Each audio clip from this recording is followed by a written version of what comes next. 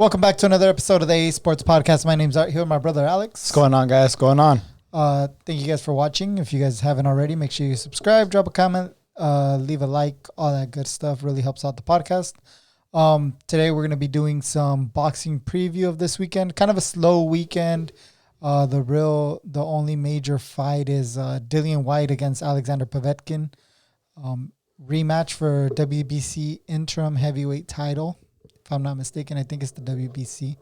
Povetkin knocked out Dillian Whyte in a fight where I guess Dillian Whyte was kind of favored, and then Povetkin pulled the upset knockout, which I don't know how much of an upset it is when Povetkin is so strong and he's known for that power. Yeah. You know, he used to be on the gas, but did he get juiced. popped for some peds? I think he did get popped for peds. He was out for like a year and a half or something like that. Oh, yeah, what did he get popped for? Do you know? I'm not sure exactly. I don't know the scientific names of all that. Steroids? Yeah, it was a steroid. Oh, okay. Performance enhancement. He lost to... He should win this fight then, right? He lost to Anthony Joshua, but he's been on the comeback. Like I said, knocked out Dillian Whyte in his last fight. Great knockout of the year candidate for 2020. I think some places even gave him knockout of the year in 2020. Right. And Povetkin's just a guy who's always a threat to knock you out. Dillian Whyte is, I think, a slight underdog. But yeah, I think Dillian Whyte can outbox him. But I just feel that Povetkin's going to land another big shot and hurt Dillian Whyte and finish the job. One thing you can't train is the chin. And I think Poventkin has the skills to be able to land that shot. Yeah, he's a strict power puncher. That's his thing. Any more thoughts on this fight? Not really. To be honest, I didn't really see their first matchup. The Alexander Poventkin also fought Anthony Joshua. That was before, did he fight Klitschko or no? If I'm not mistaken, he did. But I don't remember. Okay. I don't remember.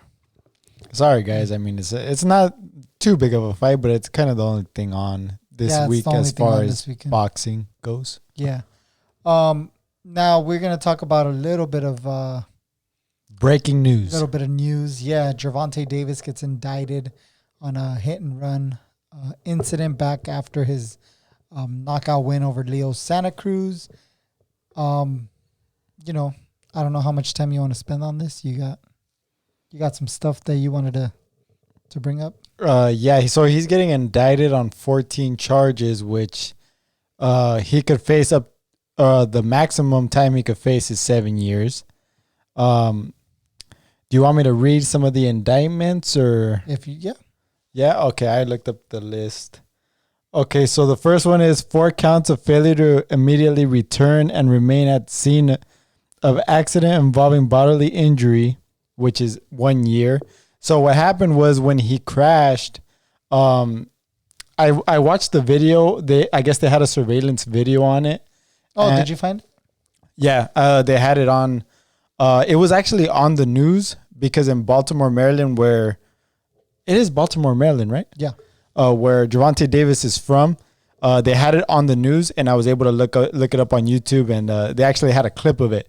They don't show when he hits the car, but it shows when the I guess it was like a Lamborghini little mini SUV that he had. It hit the fence, and then they didn't show anything after that. They said that he fled the scene. The surveillance video didn't show that. I'm sure they withheld that because it's evidence. Right. I'm not gonna go through all the indictments. I was going to read the list, but it's a long list, and it's ridiculous. But anyway, in our last podcast, we just talked about boxers, UFC fighters, where they kind of fall or succumb to the outside world, problems on the outside. What do you think happened? Look, I believe in innocent until proven guilty. Mm-hmm. I believe in that because we've heard of some messed up situations of people who are falsely accused and their reputation gets ruined, and then it comes out that nothing really ever happened. So but their reputations are still, already pretty much done. So I'll give Gervonta the benefit of the doubt. I don't know exactly what happened. Their surveillance video, I think, from what I read, is gonna play a big factor in this case, which is, what we want. We want clarity.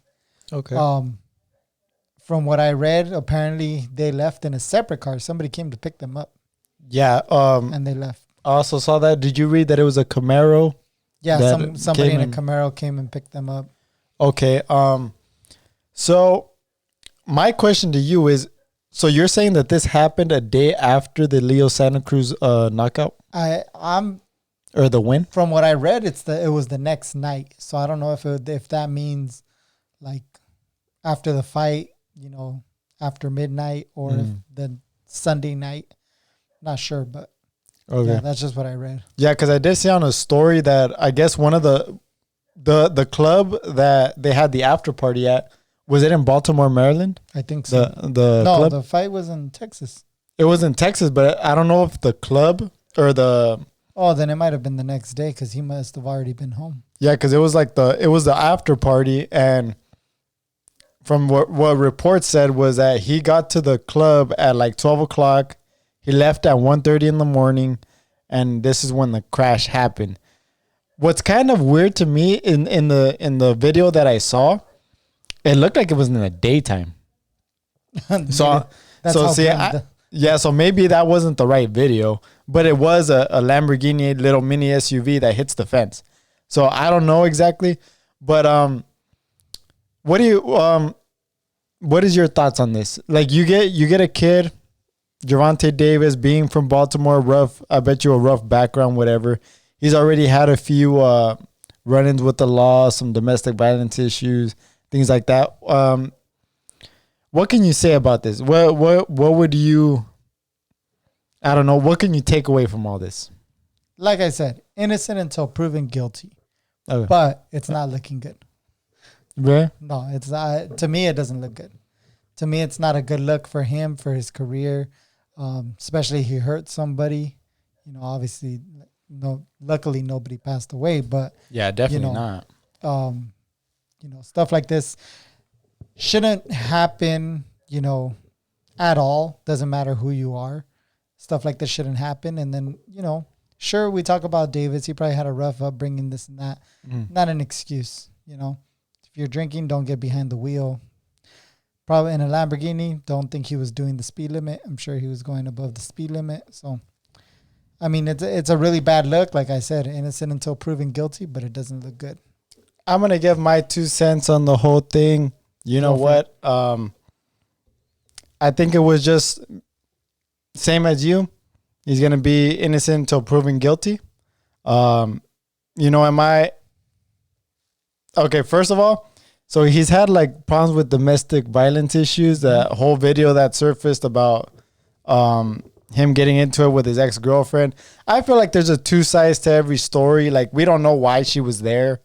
Like, we don't know why he was on the other side of the court, and like him going and doing that. I'm not like condoning anything like that. You never put your hands on a girl. Never. That's just number 1 rule. But what I'm saying is that I love watching boxing, seeing Gervonta Davis come from a rough upbringing, he probably grew up on the rough or on the rough side of Baltimore or whatever. And, I followed him in the amateurs as well. He was a really good amateur boxer. I mean, it really sucks that it's come to this where he's starting to get, in trouble with the law, things like that. You know what? I hope he can get his act together, and I hope he's able to kind of just put all that stuff aside, because he's got a lot of talent. He's a good guy. When we went to the fight, Mikey fought Robert Easter. And we actually saw him at the was it at the hotel? The hotel after the fight. Right. It was like the hotel lobby, and a bunch of fans were like taking pictures with him and stuff.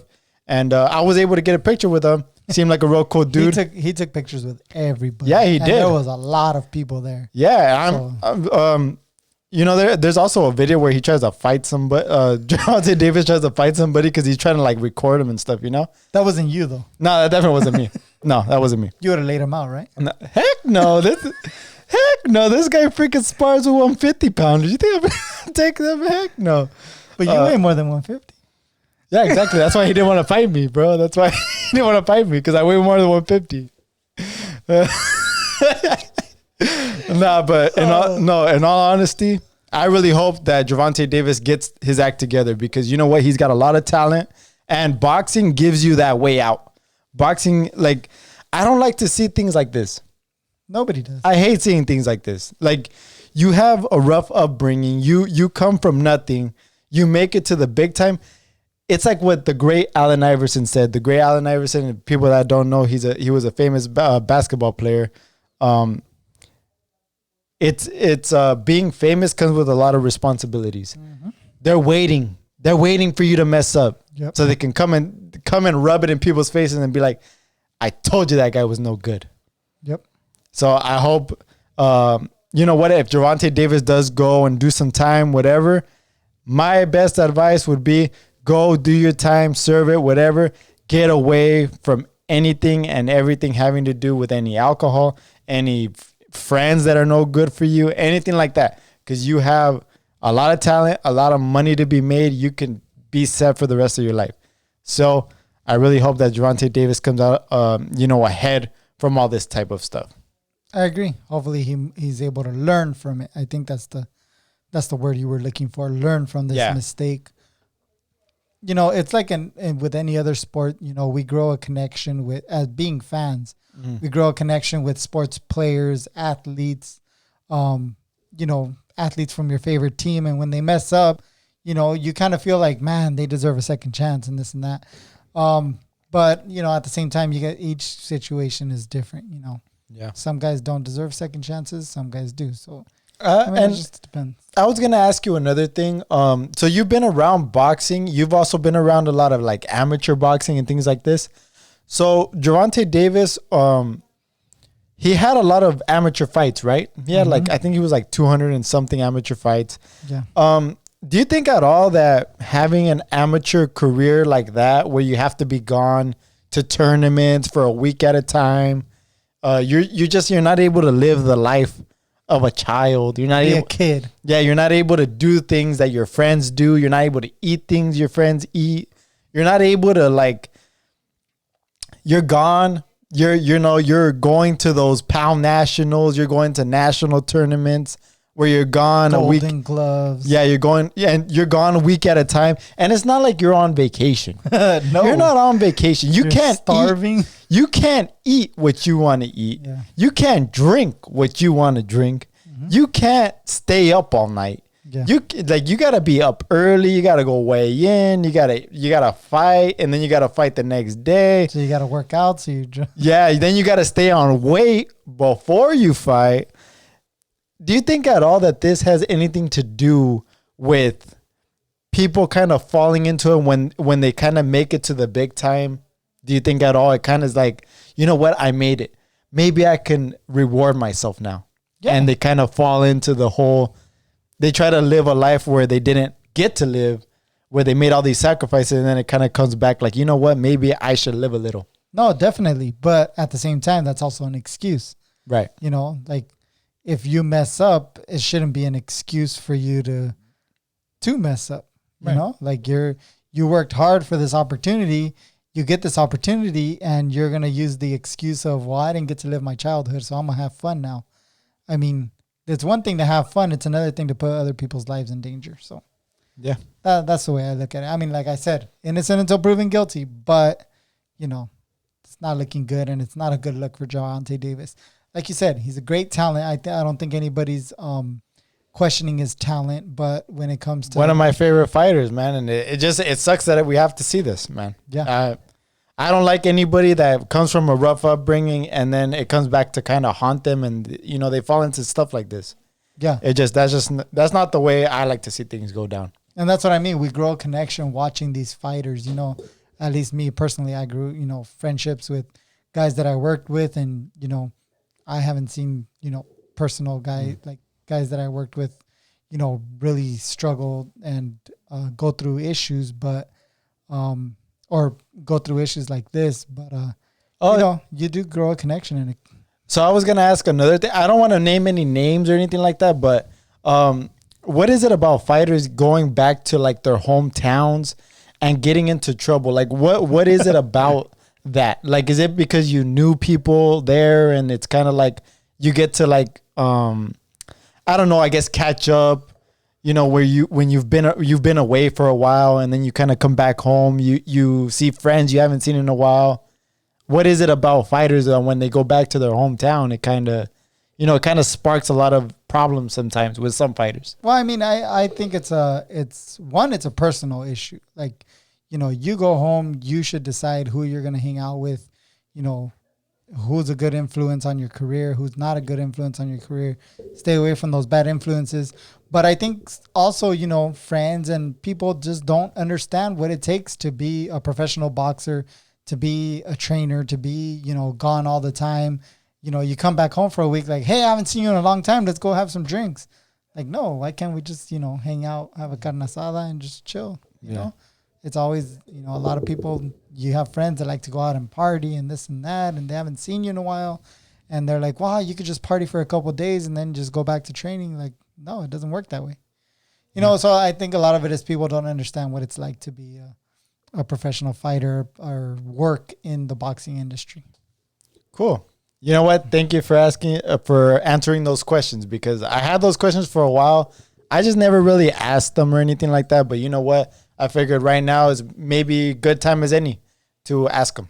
Yeah. No, I mean, they're valid questions because we have seen like in the past, not even in the past, like you current fighters go through that stuff, And I actually just saw a caption on an Instagram where people see the shine, but they don't see the grind. Yeah, exactly. They don't see what goes on behind the scenes, what you've done, what sacrifices you've made your entire career leading up to this point. Yep. Like back since you were a kid. You know what I mean? So I think a lot of people just don't really know boxing, and they don't really know like what you had to go through to get to where you're at. Very few people. I mean, obviously, if you cover the sport, if you follow the sport closely, hey, this guy flew out from Miami to train in California at Freddie Roach's gym, or he's from fucking Detroit, Michigan, flying to Robert's gym in Riverside in California, to stay and train. Sure, you'll know those little details, but the casual fans don't care. The casual fan of Canelo doesn't know where he trains. I don't think they really care. It's just Canelo. Right. That's what. So, I mean, the casual fans don't care. They just, not that they don't care, but they just don't know. They don't follow the sport close enough. But if you follow the sport, of course, you cover the sport. I'm sure you know and you understand a little bit of what some of these fighters go through. This is going to be the last thing I touch up on. So in the last podcast, we talked about, fighters with drug issues, alcohol issues, things like that. What is it that when they make it to the big time, do you think that there's something that they don't deal with beforehand, that when they set a goal, they get to that goal, they get to the top where they want to be, and then they feel like, okay, maybe I need to go to the alcohol, maybe I need to go to the drugs. What is it? That's more of a case by case, fighter by fighter. It's not every fighter.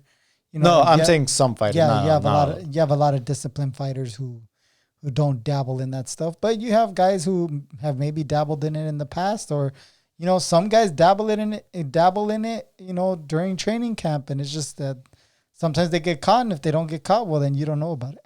Right. Okay. That's all I'm gonna say. Cool. All right. I know who you're talking about, but I'm not gonna say it. I'm not saying nothing. You don't know anything. I don't know anything. Well, why are we even talking about this? You brought it up. Hey, you know what? I think people are gonna like this podcast. You know why? Because people don't see the backstory of everything, but we've seen it. We've been there. So yeah, backstories. I think next week we have Jamel Herring taking on Carl Frampton for Herring's WBO, I believe, 130-pound title. Okay. So that should be a pretty good one. We'll be previewing that next week. We're also going to have a UFC preview podcast, so make sure you guys look out for that. But yeah, make sure you guys check out Dillian Whyte against Povetkin. I believe it's on DAZN in the US, and in the UK it'll be on Sky Sports or something like that. Cool. So thank you guys for watching this episode of the AA Sports Podcast, and we'll talk to you guys next time. Thanks a lot, guys.